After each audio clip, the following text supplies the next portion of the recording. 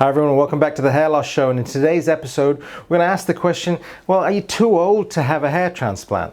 So stick around. Welcome to the Hair Loss Show.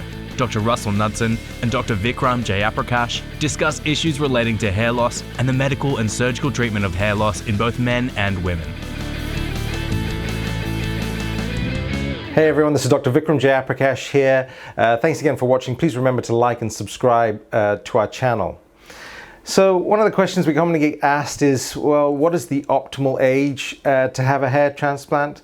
And the flip side of that question is, am I too old to have a hair transplant? And the reality, the answer to that, there's no correct answer. And certainly, you're never too old to have a hair transplant. I've operated on gentlemen that are in their 80s, and that's perfectly fine. It's up to that person as an individual. A hair transplant is essentially moving your live tissue, your own hair follicles from one part of the scalp to another part of the scalp. You've got good blood supply in the scalp. It's your own tissue. There's no reason why the grafts won't grow, and it will be a success. So age is not a factor to take into account when you're having a hair transplant. That said, when you're having a hair transplant, you need to consider age in terms of hairline design, because the hairline that you design has to be age appropriate for that individual now, and it also has to be appropriate as they grow older. And so you don't want to get into a scenario where you're creating a flatter hairline in someone that's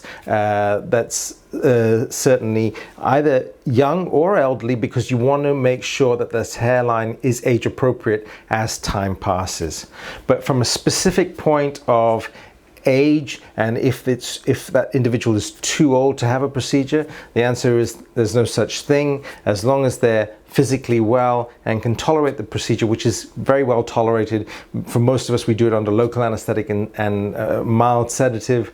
It's exceptionally safe. So from that reason, age is not a factor to consider. I hope you found that useful. Thanks again for watching, and we'll see you on the next episode.